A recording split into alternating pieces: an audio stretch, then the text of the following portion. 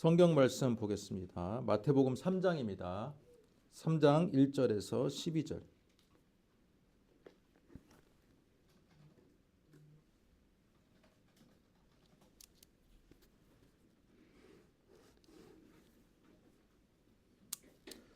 저와 여러분이 한 절씩 교독하겠습니다. 그때 세례 요한이 이르러 유대 광야에서 전파하여 말하되 회개하라 천국이 가까웠느니라 하였으니 그는 선지자 이사야를 통하여 말씀하신 자라 일렀으되 광야에 외치는 자의 소리가 있어 이르되 너희는 주의 길을 준비하라 그가 오실 길을 곧게 하라 하였느니라. 이 요한은 낙타털을 입고 허리에 가죽띠를 지고 음식은 메뚜기와 석청이었더라. 이때 예루살렘과 온 유대와 요단강 사방에서 다 그에게 나와 자기들의 죄를 자복하고 요단강에서 그에게 세례를 받더니 요한이 많은 바리새인들과 사두개인들이 세례 베푸는 대로 오는 것을 보고 이르되 독사의 자식들아 누가 너희를 가르쳐 임박한 진노를 피하라 하더냐. 그러므로 회개에 합당한 열매를 맺고 속으로 아브라함이 우리 조상이라고 생각하지 말라. 내가 너희에게 이르노니 하나님이 능히 이 돌들로도 아브라함의 자손이 되게 하시리라. 이미 토끼가 나무 뿌리에 놓였으니 좋은 열매를 맺지 아니하는 나무마다 찍혀 불에 던지리라. 나는 너희로 회개하게 하기 위하여 물로 세례를 베풀거니와 내 뒤에 오시는 이는 나보다 능력이 많으시니 나는 그의 신을 들기도 감당하지 못하겠노라.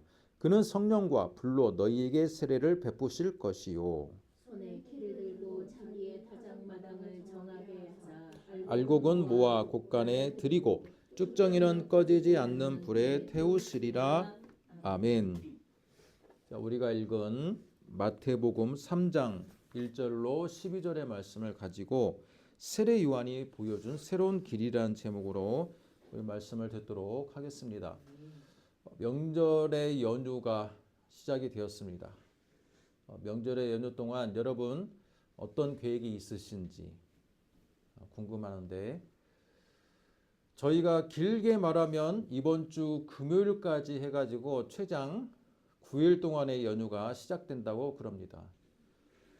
내수 진작을 위해서 내일이죠. 원래 27일 날이 연휴가 아니었는데 27일 날을 임시 공휴일로 지정을 한 결과 금요일만 쉬면 최대 9일간의 연휴가 시작하게 되었습니다. 뉴스를 보니까 이번 연휴 기간 동안에 130만 명 이상의 국민들이 해외여행으로 빠져나가게 됐다라는 뉴스를 보았습니다. 그 중에 가장 1순위가 어디일까요? 맞아요. 일본입니다. 참 세월이 많이 변했다라는 것을 느끼는 것이 무엇입니까? 옛날에는 일본 사람들이 우리나라에 국내 여행을 왔습니다. 왜? 일본이 환율이 더 엔화가 더 강했기 때문에 우리나라가 싸다는 겁니다. 그런데 불과 몇 년 만에 상황이 역전이 되어서 우리 대한민국 국민들이 가장 짧은 단기 여행으로 선호하는 나라가 일본이 되었어요. 또 이유가 뭡니까? 일본의 엔화가 가깝기도 하지만 일본의 엔화가 굉장히 저렴하거든요. 국내 원화 대비. 그래서 되게 저렴한 가격으로 여행할 수 있기 때문에 일본을 선호한다고 그럽니다. 자, 이런 연휴의 분위기 속에서 우리는 이 자리에 모였습니다. 불과 몇 년 전만 해도 하나님을 믿지 않는 세상 사람들, 우리나라 지금 인구 대비 예수를 믿지 않는 또는 종교를 갖지 않는, 소위 말해서 나는 어떤 종교도 갖지 않는 세속적인 사람이다라고 일컬어지는 사람들이 최근 몇 년 사이에 급속하게 늘어서 지금은 대한민국 국민의 3명 중 1명이 무종교인이라 그래요. 대한민국은 급속도로 세속주의적인 나라가 되었습니다. 그 결과 때문인지 모르겠지만 명절을 맞이하면 어떻습니까? 옛날에는 뭐 상을 차리고 그렇죠? 제사상에 드리기 위해서 하나님을 믿지 않는 우리 일반 백성들 어떻습니까? 제사상에 드릴 만한 그런 여러 가지 과일들이나 여러 가지 좋은 고기들을 준비하느라고 바빴는데 지금의 명절의 풍경이 많이 바뀐 것 같아요. 무정교인들도 제사상을 차리지 않습니다. 오히려 연휴 기간을 맞이해서 어떻습니까? 가족들이 여행을 가거나 그죠?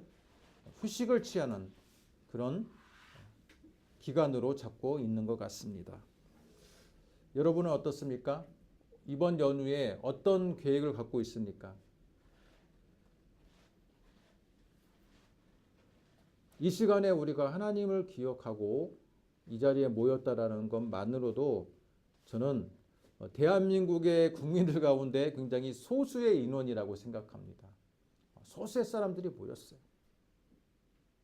그러나 하나님께서는 분명히 우리의 이 모임을 기뻐하실 줄로 믿습니다.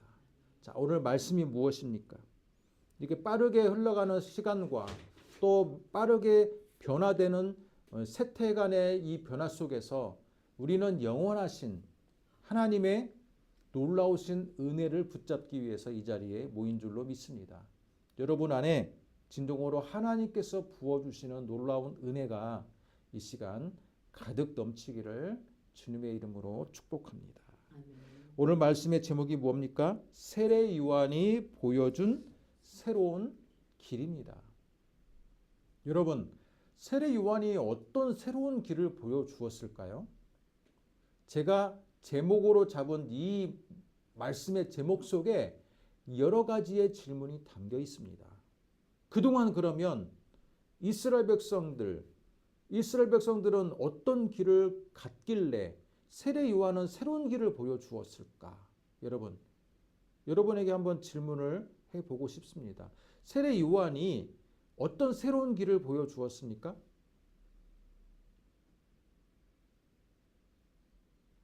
세례 요한이라는 사람은 혈통적으로 어떤 혈통을 타고났습니까?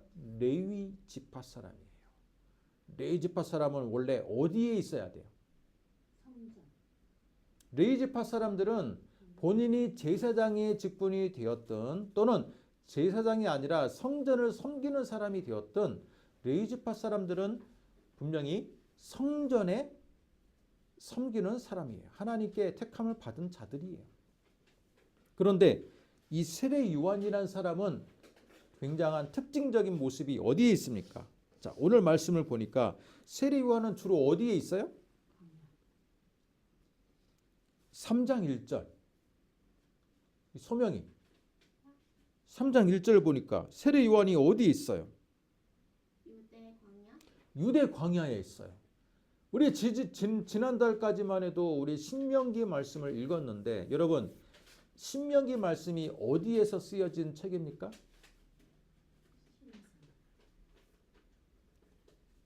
시내산에 나왔어. 큰일 났어요. 유대 광야죠. 유대 광야. 지금 같은 장소예요. 자, 모세가 느보산에서 최후를 맞이하기 직전에 자기가 받은 율법을 이스라엘 백성에게 지도자의 자격으로서 율법을 해석하고 설교한 책이 무슨 책이다? 신명기 책이다 라고 이야기했습니다.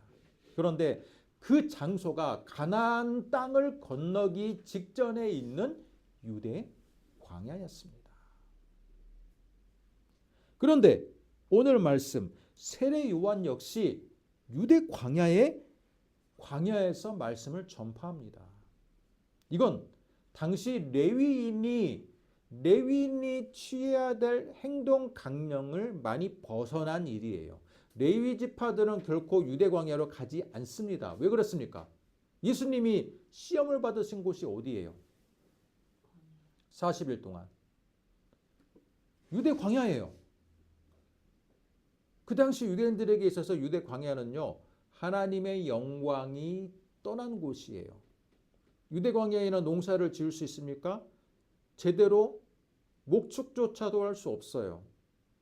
뿐만 아니라 예수님이 광야에서 사탄에게 마귀에게 시험을 받았던 것처럼 그 당시 광야는요 마귀가 거하던 곳이에요. 그 당시 사람들의 인식이 그랬어요. 마귀가 거하던 곳. 자, 그런데 특이하게도 세례 요한은 레위인의 혈통을 타고났음에도 불구하고 유대 광야에서 거주합니다. 그러면서 그는 말씀을 전파합니다. 자, 2절 말씀 보겠습니다. 회개하라, 천국이 가까이 왔느니라. 천국이 가까이 왔다. 그러면서 자신의 신분을 말합니다. 자신의 신분은 이사야 선지자가 예언했던 그 예언대로 나는 광야에서 외치는 소리다.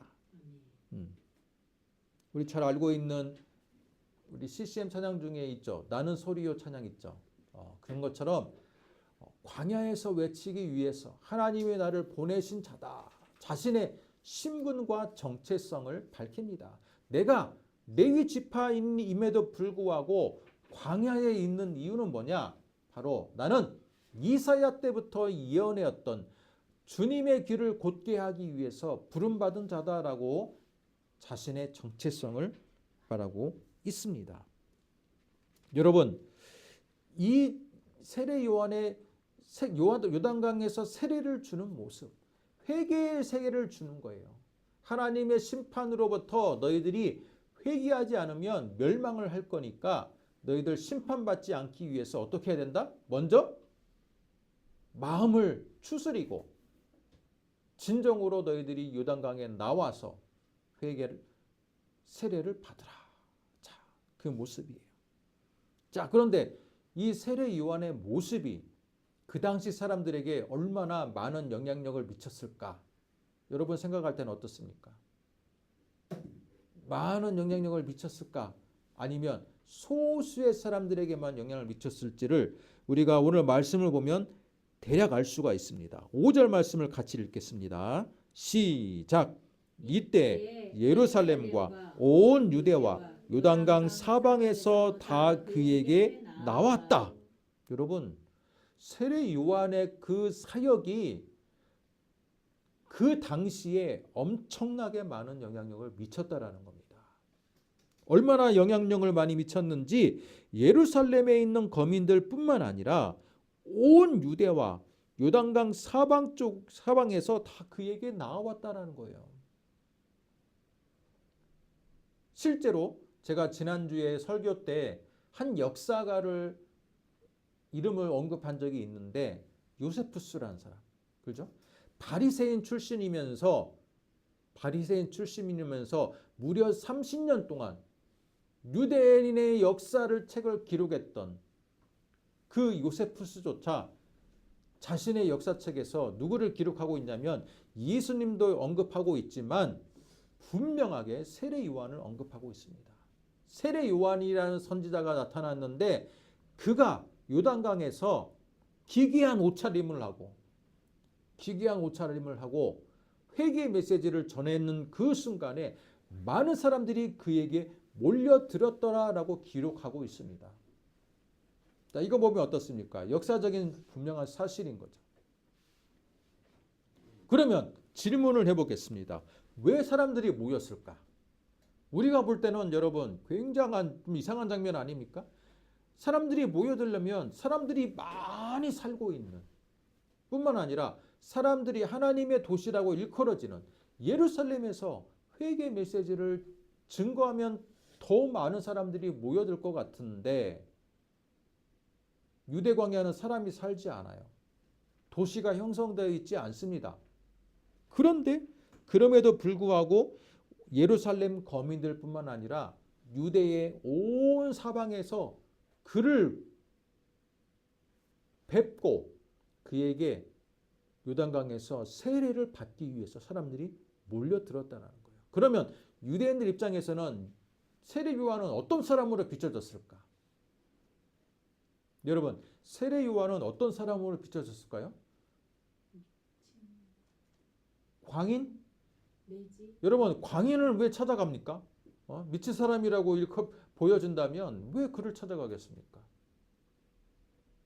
분명히 그가 하고 있는 외모는 기괴합니다. 여러분 낙타 토롯을 입고 허리에 가죽띠를 띠고 음식을 뭘로 먹어요? 그 당시 유대인들은요, 여러분 유교병이라 해가지고 그죠? 밀을 가루를 내 가지고 우리 보면 중동 지역에 화덕에 딱 붙이죠. 그렇게 해가지고 먹어요. 아니면 이제 발효시켜 가지고 먹고.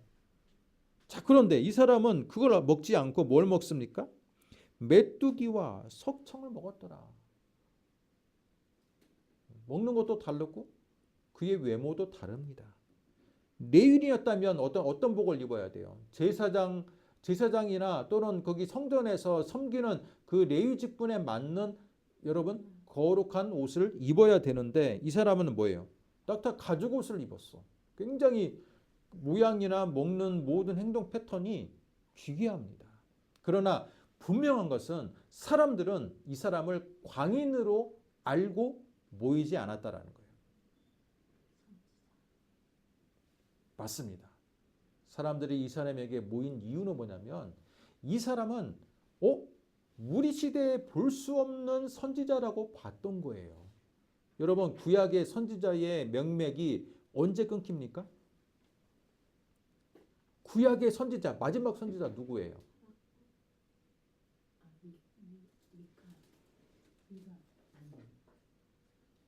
우리가 상식이 좀 부족하네. 자, 말라기예요. 그리고 구약의 제일 마지막 책이 말라기인데 여러분 이 말라기 선지자가 언제적 사람이냐면요. BC 기원전 444년에 이스라엘의 포로들이 제일 마지막으로 귀환합니다. 그랬을 때 활동했던 선지자예요. 말라기 선지자. 그래서 BC 430년에서 BC 450년 사이에 활동했던 선지자라고 사람들이 많이 추정을 합니다. 그러면 여러분 그 말라기 선지자를 마지막으로 선지자의 전통이 몇 년 동안 끊겼어요? 지금 예수님 당시는 언제예요? AD 30년 정도 되거든요. 그러면 무려 그 시간적인 갭이 몇 년간의 시간적인 갭이 있습니까? 무려 400년이 넘는 시간 동안 그 땅에 선지자가 나타나지 않았다는 거예요. 우리가 생각할 때는 선지자가 그 시대마다 계속해서 배출될 것처럼 보였는데 하나님께서는 어떻습니까? 예수 그리스도를 이 땅에 보내기 그 직전에는요. 선지자의 전통이 매우 말라버렸어요. 무려 400년 동안이나 선지자의 전통이 끊겼습니다. 그래서 사람들이 어떻게 생각했냐면 이제는 선지자를 하나님이 보내주지 않는구나 그렇게 생각했어요. 어떻게 생각했다고요? 이제는 하나님께서 선지자를 보내주지 않는 시대가 되었다. 대신에 뭘 보내줬다? 성전을 통해서 제사를 통해서 그죠? 성전 중심, 예루살렘 성전 중심으로 예배드리는 시스템으로 하나님께서 이제는 하나님 백성을 운영해 나가시는구나라고 그렇게 알던 시대예요. 그런데 무려 400년 만에 여러분 사람들이 입소문을 타고 나타나는데 저 유대 광야에 요단강에서 하나님의 나라의 메시지를 전파하는 선지자가 나타났다 그러니까 여러분 어땠을 것 같아요? 우리는 지금으로 말하면 온 기사가 도배되고 그 사람에게 스포트라이트가 딱 모이는 겁니다. 여러분 곳곳에 선지자가 있었다면 그렇게 주목받지 않았을 거예요. 그런데 무려 400년 동안이나 선지자의 전통이 말라버렸습니다. 명맥이 끊긴 줄 알았어요. 그런데 여러분 그 400년의 그 긴 침체기 암흑기를 뚫고 선지자가 나타났으니 사람들이 얼마나 주목했겠습니까? 오늘 말씀을 보시면 심지어 누구까지도 그를 보러 왔습니까? 7절 바리새인들도 그를 뵙기 위해서 왔고 심지어 사두개인들도 왔어요. 여러분 사두개인들은 어떤 사람들이냐면 귀족 가문들이에요. 이 사람들이 그럼 어디에 살고 있겠어요? 예루살렘에 살고 있는 고위 귀족 가문들을 사두개인이라고 말합니다. 그런데 이 사람들이 그 소문을 듣고 정말 400년의 그 침묵을 깨고 하나님께서 선지자를 보내줬다고? 그를 보기 위해서 오는 거예요. 그만큼 어때요? 사람들에게 센세이션을 일으켰다라는 거예요. 자, 그럴 때 세례 요한이 반응이 어때요? 이 독사의 자식들아, 누가 너희를 가리켜서 임박한 진노를 피하라 하더냐? 너희들은 독사의 자식이야. 근데 누구를 향해서 말해요? 바리새인들과 사두개인들과 유대 거민들을 향해서 말하는 거예요. 그 당시에 여러분 전통에 의하면 어때요? 바리새인들이 얼마나 율법 교사로서 칭송을 받고 있습니까? 그렇지 않아요? 뿐만 아니라 사두개인들은요, 유대의 고귀한 혈통으로서 민중들에게 귀족 가문의 높으신 분이다 라는 것만으로도 어때요? 범접할 수 없는 가문. 칭송을 받던 사람들에게 사도 세례 요한은요, 가감없이 독사의 자식들. 독사의 자식은 뭡니까? 이 사단의 자식들이에요. 사단의 자식들. 그렇게 말할 수 있는 그 용기와 또한 영적인 통찰력은 어디에서 오는 겁니까? 하나님이 그에게 영안을 열어주셨기에 가능한 거예요. 아멘. 자, 그렇다면 오늘 말씀의 제목처럼 세례 요한이 보여준 새로운 길은 뭘까요? 첫 번째,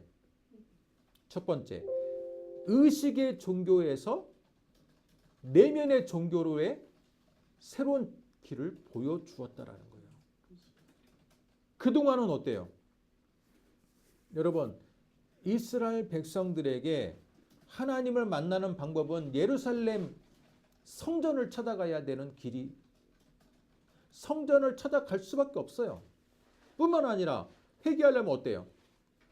성전에 가서 그가 회개의 희생 제물을 가지고 희생 제사를 드려야지 회개가 되는 거예요. 그러면 철저히 누구를 의지합니까? 그 옆에 있는 제사장을 의지해서 하나님께로 나아갈 수밖에 없다라는 거예요. 그래요, 안 그래요? 모든 시스템이 성전 중심이고 제사장 중심이에요. 마치 카톨릭처럼 내가 스스로 하나님께 회개할 수도 없고 신부를 통해서 고해 성사를 해야 되는 것처럼 여러분, 마치 자기가 스스로 하나님을 만날 수가 없어서 성전을 찾아가고 제사장을 찾아가고 또 많은 제물을 드려야지만이 회개가 가능한 시스템이었어요. 그런데 세례 요한은 뭐라고 말합니까? 성전을 찾아가라고 말하지도 않아요. 요단강에서 여러분 지금 성지순례를 가보시면 알겠지만 요단강이 그렇게 큰 강이 아닙니다. 그 우리 계양천처럼 조그만한 그 하천이에요. 근데 거기 그렇게 깨끗하지도 않아요. 물이 그냥 황토물이에요. 그런데 거기에 다 사람들을 이게 침례를 시켜가지고 일으켜 세웁니다. 그러면서 그가 말하는 게 뭡니까?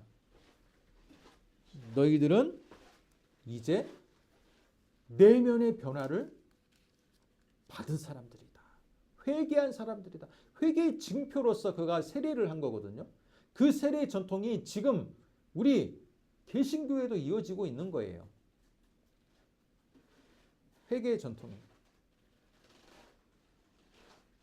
자, 그러면 세례 요한이 이 가져온 변화는요, 당시로서는 엄청난 변화인 거예요. 왜? 무조건 하나님을 뵈려고 하면, 자신의 죄를 고백하려고 하면 예루살렘을 찾아가야 했던 시스템에서 세례 요한이 말하는 건 뭡니까? 너희들이 장소가 중요한 게 아니라, 재물이 중요한 게 아니라 신부 제사장을 만나는 게 중요한 게 아니다. 뭡니까?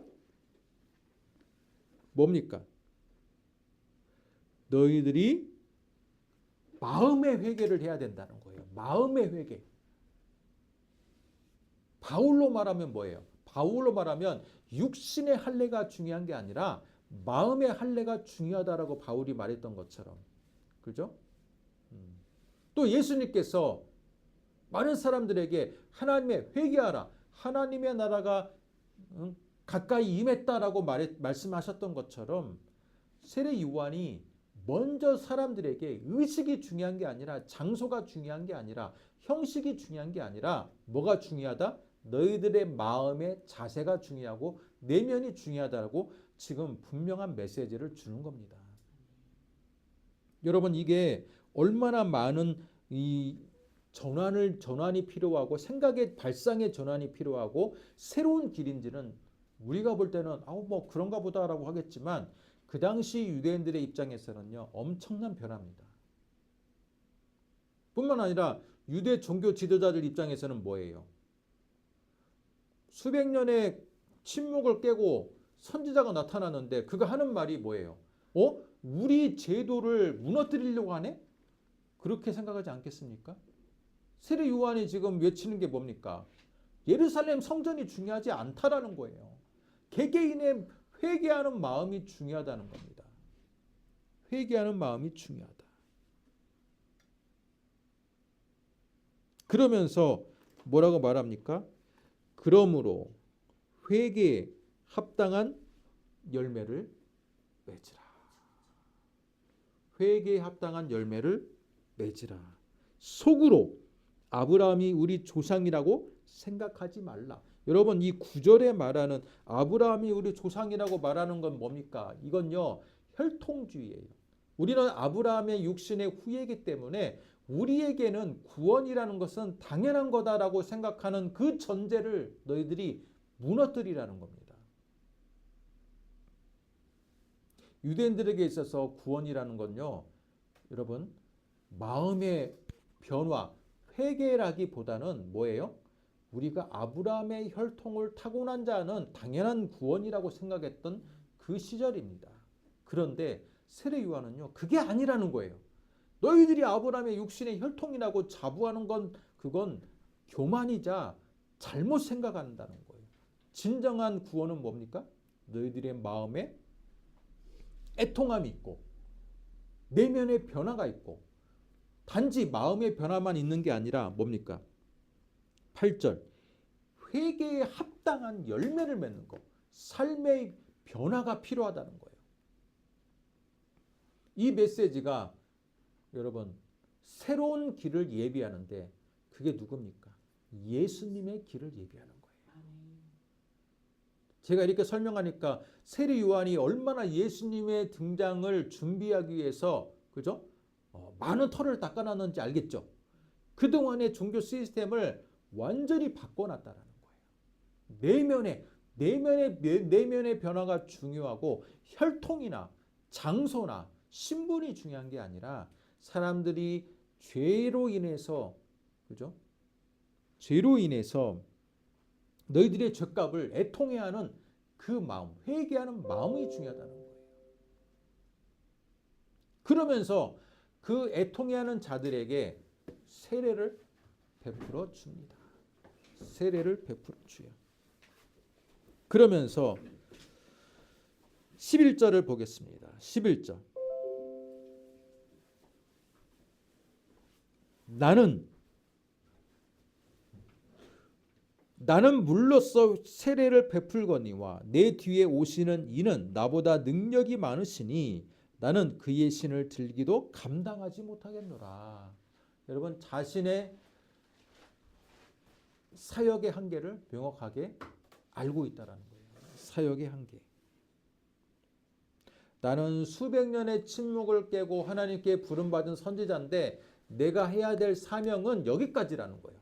나는 회개에 합당한 세례를 주지만 내 뒤에 오시는 하나님의 아들로서 오시는 분은 회개의 세례가 아니라 뭡니까? 성령의 불로 세례를 주실 분이 오실 것이다. 아멘. 그렇게 그는 자신의 신분과 사명과 한계를 분명하게 인식하고 있었던 사람이었다라고 볼 수 있습니다. 사랑하는 성도 여러분, 오늘 우리도 여러분 이제 말세의 때가 가까운 것 같아요. 제가 처음에 얘기했던 것처럼 지금 세대는요 탈종교의 세대들이 점점 늘어나고 있습니다. 한국도 3명 중에 2명은 이제는 무종교인들이에요. 그러면 이 급속도로 무종교인들이 지금 많아지고 있습니다. 근데 알고 보면요 한국이 완전한 무종교회는 없어요. 왜 그렇습니까? 무당 인구는 늘어납니다. 무당 인구 늘어나요. 어저께 어머니 집에 방문했는데 TV를 보니까 그 옛날에 눈에 익었던 그 이면식 씨가 나오는데, 이면식 씨가 나와. 그 순돌이 아빠. 그런데 어떤 한 청년이 등장하는데 눈이 낯이 익습니다. 자세히 봤더니 옛날에 그 순돌이에요. 그 어린아이로 등장했던 순돌이. 근데 그 친구가 그 이면식 씨랑 오랜만에 지금 만나는 거야. 만나고 서로 이제 얘기를 하는데 그 친구가 나중에는 상담을 들어줘요. 그리고 뭔가 막 뭐라고 막 이 인생의 가이드라인을 줍니다. 그 사람이 왜 그럴까요? 알고 봤더니 그 사람이 또 신대림을 받아서 무당이 됐어요. 왜 이렇게 연예인 출신 중에 무당이 많은지, 왜 이렇게 우리 주변에는 무당이 되었다는 사람이 많은지, 그건 뭡니까? 그만큼의 수요가 있다라는 거예요. 그만큼 무당을 찾는 사람이 있으니까 늘어나는 겁니다. 그럼 뭡니까? 무종교인입니까? 엄밀하게 말하면 무종교인이라고 이야기하지만 실제로는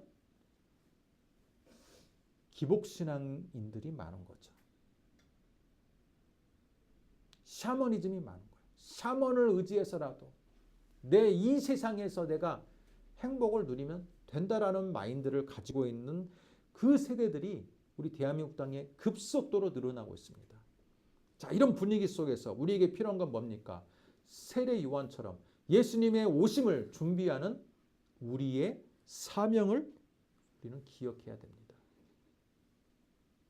예수님의 오심을 기억하고 우리는 그분의 이 말세의 때 회개에 합당한 열매를 맺고 세례 요한의 메시지처럼 회개를 하고 회개에 합당한 열매를 맺어가면서 우리가 이 세상을 살아가야 될 책임이 우리에게 있다라는 겁니다. 아멘.